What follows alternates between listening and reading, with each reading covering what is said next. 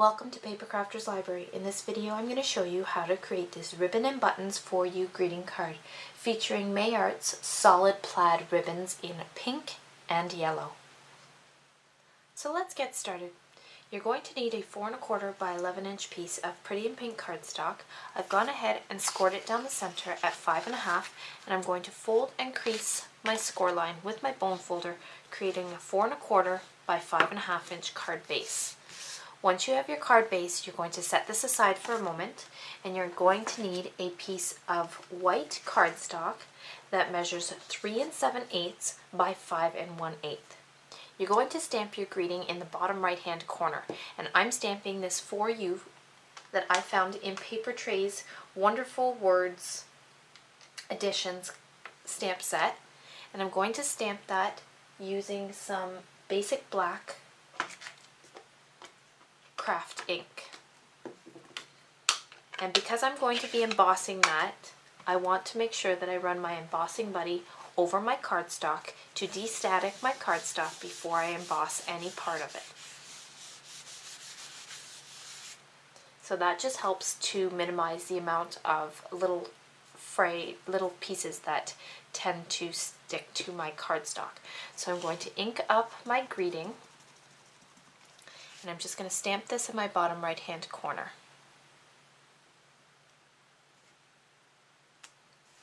You can set aside your stamp and your ink, and you're now going to need some embossing powder, and I'm going to be using Wow's Superfine Primary Ebony Embossing Powder, and I always work over either a copy paper or a coffee filter so that I can tap off any excess embossing powder that I may have, and I can pour it right back into my original container so that I don't misplace any extra embossing powder that I don't need to. Once you have your embossing powder on your greeting, you're just going to heat that with a heat tool until your embossing powder melts and forms a beautiful glossy finish. So the reason I stamped this before I'm going to emboss it is so that my greeting actually shines through the embossing image. So when you dry emboss, because you're adding texture to your cardstock, you want to make sure that any greeting that you want to stamp onto your cardstock happens before you add your embossing. So I'm actually going to emboss this with Spellbinder's embossing folder. And this is a beautiful embossing folder. This is the Mystique pattern. So I'm just going to lay this in the folder and run this through my Grand Caliber embossing my cardstock. And when you lay something in with a greeting, you want to make sure that you emboss this so that it's nice and straight. So off to my Grand Caliber. So now I'm back from my Grand Caliber, and when you open your folder, you can see that you're left with this beautifully embossed cardstock. You're now going to need to add in your ribbon pieces. So you're going to need 3 pieces of Mayart's beautiful yellow solid plaid ribbon, and each of these are cut to a 5 inch piece to start, and then I have 3 pieces of the pink solid plaid ribbon as well, and these are all cut to the 5 inch side. You're going to take and add some adhesive to the back of your cardstock along the top. You're just going to lay out, actually before you do that, you should probably cut all of your pieces of ribbon in a V. And I'm going to show you how I do that. I fold my 2 ribbon pieces and the sides of my ribbon in half. Then I'm just going to take my ribbon scissors and cut down on an angle, giving me the same size cuts on either side of my ribbon. So just cut your V's in all of your pieces of ribbon.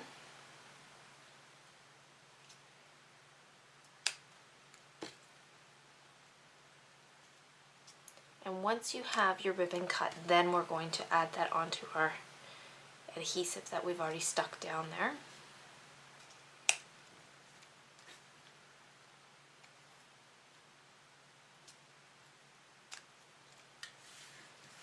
So I'm just going to clean up my area, and now I'm going to lay my ribbon along my cardstock, and I'm leaving just some small borders So you're just going to wrap the top end of your ribbon around to the back to where that adhesive is and stick that down. This front piece we will stick down in a moment. So you want to actually layer your ribbon pieces in varying heights and alternating colors. And you just want to leave a slight space in between each one of your pieces of ribbon.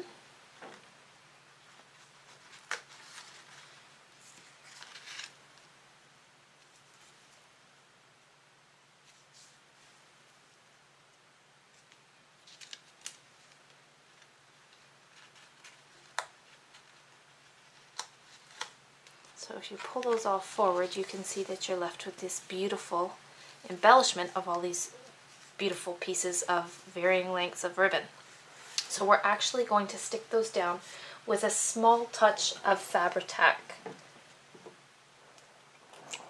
So if you just pull out your Fabri-Tac or a liquid adhesive, I'm just going to apply a small amount of Fabri-Tac to each of my pieces of ribbon. You don't want to add it a lot. You could always add it to the cardstock on the front here if you wish.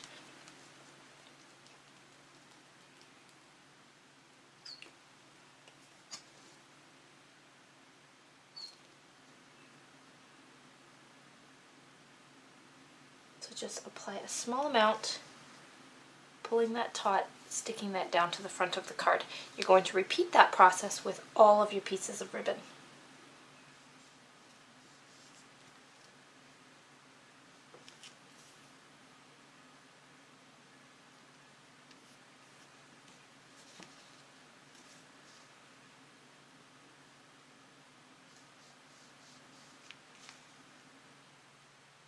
So once you have all of your pieces of ribbon stuck down to your piece of white cardstock, you can see that it adds this beautiful embellished front. It doesn't need much more to finish off your card base. So we're actually going to center and stick this to a piece of basic gray cardstock, and this measures 4 by 5 1/4 inches. And because you have all of your pieces of ribbon on the back, you're actually going to stick this down using some Tombow liquid adhesive. So I'm just applying some liquid to the back, and this also helps make sure that it secures right to the card base or to your cardstock here, because there is some added texture with the embossing. So you're just going to center and stick this to your basic gray cardstock, leaving equal borders on all 4 sides. And because this is liquid adhesive, you do want to give it a moment to dry. So now we're ready to add this to our card base. So I'm going to bring back my card base back in, and I'm going to now add some Stampin' Dimensionals to the back of my cardstock. And then I'm going to center and stick this to my card base, leaving equal borders on all 4 sides.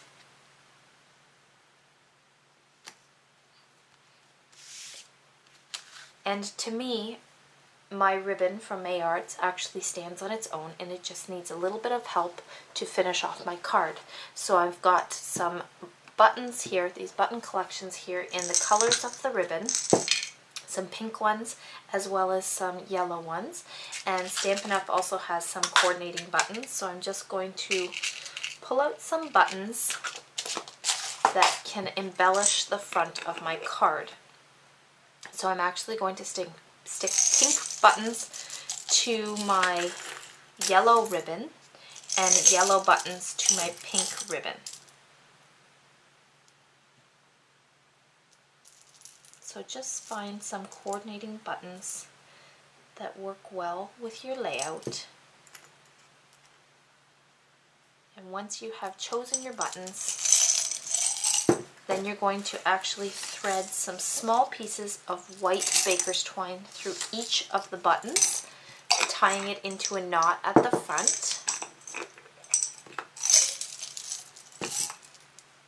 So I'm just choosing now my pink rip buttons.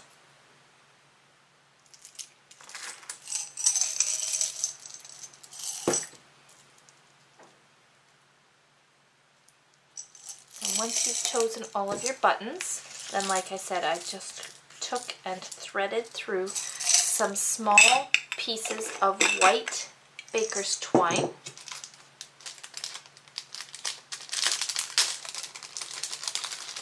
I just have a piece here. I usually work off of the whole strand, so I'm just going to trim off my end, and you'll need approximately a 2-inch piece per button. So I'm just going to thread my baker's twine through my buttons, bringing both the ends up to the top and then just tying that in a knot, trimming off the ends as I go.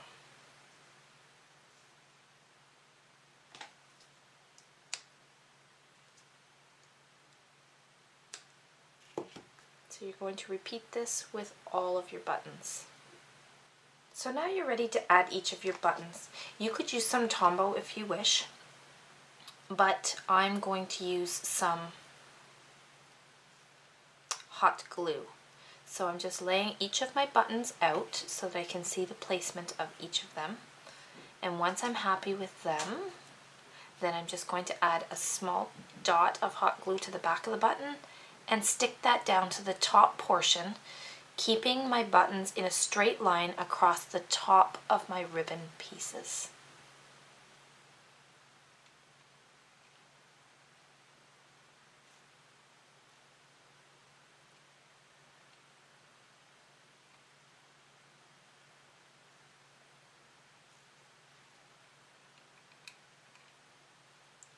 Because May Arts ribbons are so beautiful, I found that I only needed a touch more of embellishments, and that's why I only am embellishing the front of this card with a few buttons and letting the ribbon speak on its own. So I hope you enjoyed stamping with me, and there's your completed Ribbons and Buttons For You card.